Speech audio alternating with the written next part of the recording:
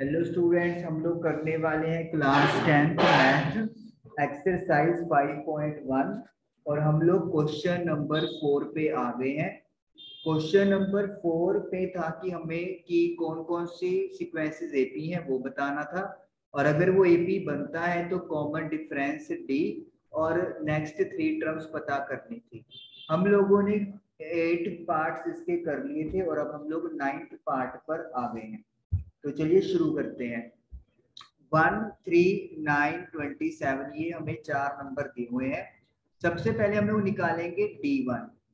D1 का formula है second term में से फर्स्ट टर्म माइनस करेंगे, तो 3 में से 1 माइनस किया तो मुझे मिलेगा 2।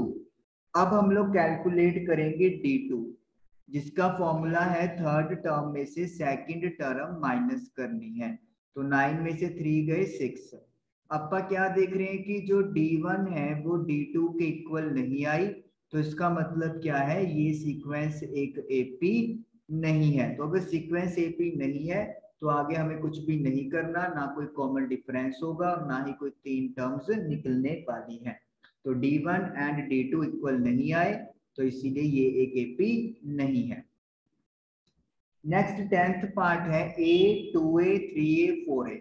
तो पहले अपन निकालेंगे D1, जिसका फॉर्मूला है सेकंड टर्म में से फर्स्ट टर्म माइनस करेंगे, तो 2A में से 1A माइनस किया तो हमारे पास 1A या सिंपली A बच जाएगा। फिर निकालेंगे अपन डिफरेंस 2, थर्ड टर्म में से सेकंड टर्म माइनस करेंगे, 3A माइनस 2A, तो 3A में से 2A माइनस किया तो यहाँ पर भी सिंपली A आ जाएगा, कोफिशिएंट माइनस हो जाते हैं। अभी D3 के लिए चेक करना पड़ेगा हमें, A4 minus A3, 4A minus 3A, तो 4 में से 3 गया अगेन 1A, तो यानी कि D1, D2, D3 तीनों इक्वल आ गए। तो हम लोग क्या लिखेंगे, D1 is equal to D2 is equal to D3, which implies that this is an AP। तो तीनों डिफरेंसेस इक्वल आ गए, तो ये एक AP है। तो जो कॉमन डिफरेंस हमसे पूछा गया है, जिसे D से रिप्रेजेंट करना है, वो अपना आ गया है स्मॉल a। कंफ्यूज मत हो जाना कि a यहाँ पे क्या है, a फर्स्ट टर्म है, ये वाला तो फॉर्मूले में यूज करते हैं, लेकिन यहाँ पे स्मॉल a जो है वो कॉमन डिफरेंस आया है। नाउ अब हमें नेक्स्ट टर्म्स पता करनी है। 4 टर्म्स दी हुई है, तो फिफ्थ कैसे निकालेंगे, A4 में D ऐड कर देंगे। तो A4 की वैल्यू मेरे पास है 4A और D की वैल्यू है A, तो 5A बन जाएगा। सिक्स्थ टर्म निकालने के लिए फिफ्थ टर्म में D ऐड कर देंगे, 5A में A ऐड करेंगे तो ये बन जाएगा 6A। फिर सेवंथ टर्म निकालेंगे तो A6 के अंदर D ऐड कर देंगे, तो A6 प्लस D, तो 6A प्लस A कितना हो जाएगा, 7A हो जाएगा। तो इस तरीके से नेक्स्ट 3 टर्म्स हमारी फाइंड हो गई। तो ये 10th पार्ट हम लोगों ने इजिली डन कर लिया। चलिए 11th पार्ट क्या है, ये जो एक्चुअली ये ऐसे दिया हुआ है a कोमा a का स्क्वायर, a का क्यूब एंड a की power 4। This is like that, ऐसे नहीं है कि मल्टीप्लाई में आपको दिख रहा है ये, बल्कि गलत सीक्वेंस ऐसे बनाया हुआ है। पहले D1 निकालते हैं, जिसका फॉर्मूला क्या है, second term minus first term. Second term है a का स्क्वायर और फर्स्ट टर्म है a, या a की पावर 1 भी कह सकते हैं आप। इन दोनों में से a कॉमन आ जाएगा, तो इधर एक a बचेगा माइनस का 1, क्योंकि जब a बाहर है कंप्लीटली तो इधर 1 बचने वाला है। फिर निकालेंगे डिफरेंस 2, A3 में से A2 माइनस कर देंगे, तो a क्यूब जो थर्ड टर्म है और A2 जो कि a स्क्वायर है, तो a की 2 या a स्क्वायर कॉमन आ जाएगा, तो इधर क्या बचेगा, ओनली a माइनस, और इधर बचेगा 1। क्लियरली आप देख सकते हो कि D1 और D2 जो है वो इक्वल नहीं है। अगर ये इक्वल नहीं है तो मतलब क्या है, this is not an AP, ये एक एपी नहीं है, और अगर एपी नहीं है तो फिर ऑटोमेटिकली है, ना कॉमन डिफरेंस होगा, ना ही नेक्स्ट 3 टर्म्स निकल पाएंगी। तो इस तरीके से क्वेश्चन नंबर 4 का 11th पार्ट भी हमारा डन हुआ। 12th पार्ट में सीक्वेंस है 2, 8, 18, 32। ओके ओके ओके ओके, यहाँ पे √2 है, √8 है, √18 एंड √32। तो जो रूट है वो यहाँ पे गायब थे, तो ये सीक्वेंस भी यहाँ पे गलत हो गया। चलिए तो पहले निकालते हैं D1, जिसका फॉर्मूला है A2 में से A1 माइनस कर दो, √8 में से √2 माइनस करेंगे। अब सबको पता है कि रूट के अंदर नंबर डिफरेंट है तो प्लस माइनस नहीं हो सकते, लेकिन 8 के अपन फैक्टर्स बना सकते हैं। 8 के फैक्टर्स क्या होते हैं? 2 मल्टीप्लाई बाय 2 मल्टीप्लाई बाय 2 और माइनस का √2, ये तो एज इट इज है। 1 2 बाहर आ जाएगा, तो 2 √2 माइनस √2 मेरे पास बचेगा। अब जो कोफिशिएंट है, इधर 2 है और इधर 1 है, तो 2 में से 1 गया 1, तो 1 √2 या सिंपली √2 आपके पास D1 की वैल्यू आ गई। अब कैलकुलेट करेंगे D2, जिसका फॉर्मूला है A3 माइनस A2। A3 की वैल्यू है √18 और A2 की वैल्यू है √8, आपके सामने है। 18 के फैक्टर्स लिख लेंगे, 2 मल्टीप्लाई बाय 3 मल्टीप्लाई बाय 3, और √8 के फैक्टर्स क्या होते हैं वैसे अपन पहले लिख चुके हैं, पर चलिए 2 इंटू 2 इंटू 2 होते हैं। यहां से एक 3 बाहर आ जाएगा, तो रूट के अंदर अकेला 2 बचेगा, इधर से एक 2 बाहर आ जाएगा, तो अंदर अकेला 2 बचेगा। तो कोफिशिएंट क्या है? 3 एंड 2, तो माइनस करेंगे 1, तो 1 √2, तो यानी कि D2 भी आपका D1 के सेम आ गया। अब चलेंगे D3 पे, A4 माइनस A3, √32 माइनस √18। √32 को क्या लिख सकते हैं? 2 multiply by 2 multiply by 2 multiply by 2 multiply by 2, और 18 को क्या लिख सकते हैं? 2 multiply by 3 multiply by 3, prime factors बनाए हैं। एक दो यहां से बाहर और एक दो यहां से बाहर, तो 2 इंटू 2 4 √2, और यहां से एक 3 बाहर, तो 3 √2, तो ये बन गया 4 माइनस 3 1 √2।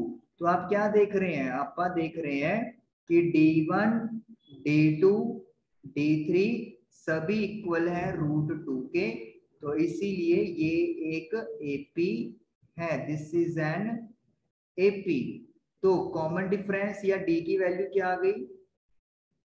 डी यानी कि कॉमन डिफरेंस जो है वो मेरे पास आ गया है √2। तो अब हमें नेक्स्ट 3 टर्म्स फाइंड आउट करनी है। चलिए पहले मैं इसको इरेज कर देता हूं, क्योंकि D1 D2 का काम खत्म हो चुका है, क्योंकि एपी हम लोग प्रूव कर चुके हैं।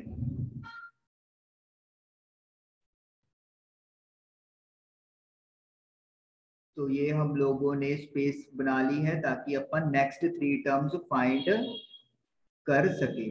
ओके, ये भी रेज कर ही देते हैं, कॉमन डिफरेंस भी बस कर देते हैं, √2 है, ये इधर अलग से लिख लेते हैं, डी की वैल्यू √2 है। तो सबसे पहले A5 निकालना है। A4 में D ऐड कर दो। What is A4? √32। What is D? √2। अब देखो ये ऐड नहीं हो पाएंगे क्योंकि रूट के अंदर नंबर डिफरेंट है, लेकिन 32 को आप फैक्टर्स अगर बना लें, आप बार बार मत बनाना पेपर में, क्योंकि आपके पास इतना टाइम नहीं होगा कि आप बार बार बनाते रहे, एक ही बार बने हुए को यूज कर लेंगे। ये तो इधर तो मैं ये कर रहा हूँ ताकि इधर नहीं किसी को समझ में आएगा, तो बार बार करवाने से समझ आ जाएगा। 2 इंटू 2 4, 4 √2 प्लस √2, तो कोफिशिएंट इधर 4 है इधर 1 है, तो ये हो जाएगा 5 √2 हो जाएगा। फिर निकालेंगे A6। ओके ओके, एक बात और, 5 √2 है, जैसे अब यहाँ पे हमें नंबर सभी रूट के अंदर दिए हुए हैं, तो मतलब हमें इसको इसी फॉर्म में लिखना है। तो 5 अगर बाहर है तो वो बाहर कैसे आया होगा कि 5 का स्क्वायर या 5 इंटू 5 अंदर होगा, सही है ना। 5√2 को आप यूं लिख सकते हैं क्योंकि 5 एक बाहर आ जाएगा तो 5√2 ही बनेगा। लेकिन क्योंकि मुझे इस फॉर्म में रिप्रेजेंट करने हैं जो फॉर्म दी हुई है, तो 5 इंटू 5 25, 25 इंटू 2 √50, तो यानी कि 5√2 50√50 के इक्वल होता है। अब A5 में अपन D ऐड करेंगे। A5 को एक बार √50 ही लिख लो, D √2 है। अब √50 में तो √2 ऐड हो नहीं पाएगा, रूट के अंदर नंबर डिफरेंट है। √50 को मैं 5√2 लिख सकता हूँ, ये अपन देखा अभी। तो अब ये ऐड हो जाएंगे कोफिशिएंट, तो 5 + 1 6√2 बन गया। नेक्स्ट है A7। A7 कैसे कैलकुलेट होगा, A6 में D ऐड कर दो। ओके यहाँ पे फिर वही चीज, 6 कैसे बाहर आया होगा, 6 बाहर ऐसे आया होगा कि अंदर 6 के 2 नंबर होंगे, 6 इंटू 6, तो एक 6 बाहर आ गया, तो ये बन गया √72। तो अब A6 की वैल्यू √72 कर देंगे, D की वैल्यू √2 कर देंगे। √72 को आई कैन राइट 6√2 प्लस √2, तो कोफिशिएंट क्या है, 6 + 1 7√2। तो ये हमारा नेक्स्ट 3 टर्म्स हमारे पास आ गई। तो इस तरीके से ये KP था और D सेम था, और नेक्स्ट 3 टर्म्स हमने फाइंड कर ली। चलिए नेक्स्ट पार्ट करते हैं। A13 भी ये सीक्वेंस ऐसे नहीं है, रूट लगे हुए हैं, √3 √6 √9 √12। पहले D1 कैलकुलेट कर लेते हैं। A2 में से A1 माइनस करना है, तो √6 माइनस √3। अब रूट के अंदर नंबर डिफरेंट है तो माइनस प्लस तो कर नहीं पाएंगे, तो अपन √6 को क्या लिख लेते हैं, √2 मल्टीप्लाई बाय 3। 2 इंटू 3 का रूट, 3 का तो कुछ हो नहीं सकता, इसको अपन सेपरेट करके लिख सकते हैं क्योंकि हमें रूट्स की प्रॉपर्टी अलाउ करती है कि हम लोग अगर मल्टीप्लाई में नंबर है तो उनको सेपरेट ऐसे लिख सकते हैं। अब √3 क्या आ जाएगा कॉमन, तो इधर आएगा √2 माइनस √3 की जगह 1, क्योंकि √3 हमने कॉमन निकाला हुआ है। तो ये तो आ गया D1। Now let us calculate D2, जो है A3 minus A2। What is A3, √9, what is A2, √6। अब 9 को अपन क्या लिख सकते हैं, 3 मल्टीप्लाई बाय 3, और 6 को क्या लिख सकते हैं, 2 इंटू 3 रूट, ये अपन जो अभी भी बात करके हटे हैं। अब इसको 3 मत लिखना, लिख तो सकते हो आप 3, लेकिन 3 मत लिखना कि अपन देख रहे हैं कि क्या पता लगता है कि D सेम आ जाए, तो उसके लिए मुझे √3 चाहिए। तो मैं क्या करूंगा, इसको √3 इंटू √3 लिखूंगा, और इसको √2 इंटू √3 लिखूंगा। तो मतलब मैं देख रहा हूँ कि अगर √3 कॉमन आ रहा है तो क्या मेरा ये सेम आएगा। तो √3 जो मैंने कॉमन लिया तो इधर बच गया √3, क्योंकि एक √3 तो बाहर है, और इधर बच गया √2। ओह आपका क्या देख रहे हैं, D1 and D2 not equal, D1 is not equal to D2। तो ये डिफरेंस बहुत ज्यादा हो गया, बहुत ज्यादा क्या होगा, डिफरेंस अलग अलग आ गया, तो इसीलिए ये सीक्वेंस AP नहीं है। AP नहीं है तो कोई कॉमन डिफरेंस नहीं है, अगला कुछ भी टर्म्स वगैरह हमें फाइंड नहीं करनी। तो ये पार्ट नंबर 13 फिनिश हुआ। 14th पार्ट में है 12, नहीं नहीं नहीं ये भी गलत आ गया, ये है 1 का स्क्वायर, 3 का स्क्वायर, 5 का स्क्वायर, 7 का स्क्वायर, सो ऑन। तो ये सीक्वेंस है मेरे पास। तो पहले आई विल कैलकुलेट D1, जिसका फॉर्मूला है सेकंड टर्म में से पहली टर्म माइनस कर दो। तो A2 है 3 का स्क्वायर और A1 है 1 का स्क्वायर। 3 का स्क्वायर 9 होता है, 1 का स्क्वायर 1 होता है, तो 3 में से 1 गया, सॉरी 9 में से 1 गया, 8 आ गया। उसके बाद है D2, A3 में से A2 माइनस करेंगे। A3 की वैल्यू है 5 का स्क्वायर और A2 की वैल्यू है 3 का स्क्वायर। 5 का स्क्वायर यानी 5 इंटू 5 25, 3 का स्क्वायर यानी 3 मल्टीप्लाई बाय 3 9, तो 16 आ गया। ओके ये तो यहीं से क्लियर हो गया कि D1 और D2 इक्वल नहीं है, तो इसीलिए ये सीक्वेंस भी एक AP नहीं है। तो कोई कॉमन डिफरेंस नहीं, कोई नेक्स्ट 3 टर्म्स नहीं, यहीं पे आंसर हमारा खत्म हो जाएगा। ओके, तो लास्ट पार्ट करते हैं इस एक्सरसाइज का, इस क्वेश्चन का। 112 ये भी नहीं है, ये पावर है 1 की पावर 2, 5 की पावर 2, 7 की पावर 2 एंड 73। ओके, ये 73 है, ये 7 की पावर 3 नहीं है, 73 है। जो देखते हैं जी है या नहीं है। पहले तो a2 माइनस a1, तो a2 की वैल्यू है 5 का स्क्वायर और a1 है 1 का स्क्वायर, तो ये बन जाएगा जी 25 माइनस 1 इज इक्वल टू 24। फिर निकालेंगे d2, a3 में से a2 माइनस करके, तो 7 का स्क्वायर माइनस का 5 स्क्वायर, तो 7 का स्क्वायर 49 और 5 का स्क्वायर 25, तो ये आ गया 24। तो अभी तो कहानी सेम चल रही है, तो आगे भी निकालना पड़ेगा। d क्यूब, a4 में से a3 माइनस करेंगे, तो 73 माइनस a3 है 7 स्क्वायर, तो 7 का square is 49, that is equal to 24। तो अपा क्या देख रहे हैं, अपा देख रहे हैं d1, d2 एंड d3 ये सभी इक्वल आ गए, तो इसीलिए ये एक AP है। तो कॉमन डिफरेंस लिख देंगे, common difference that is equal to 24। अब निकालेंगे नेक्स्ट टर्म्स, तो 4 टर्म्स तो दे दिया, अब आप फिफ्थ निकालेंगे। a5 is equal to a4 plus d, तो a4 की वैल्यू है 73 और कॉमन डिफरेंस है 24, तो ये आपके पास आ गया है 97। फिर निकालेंगे सिक्स्थ टर्म, फिफ्थ टर्म में d ऐड कर देंगे, 97 में 24 ऐड करेंगे, तो ये बन जाएगा 121। अब देखिए 121 को अपन 11 का स्क्वायर भी लिख सकते हैं, क्योंकि 11 का स्क्वायर 121 होता है। तो जैसे इन्होंने इस फॉर्म में लिखा हुआ है, तो जिन नंबर को लिख सकते हैं स्क्वायर की फॉर्म में, उन्हें अपन स्क्वायर की फॉर्म में लिख देंगे।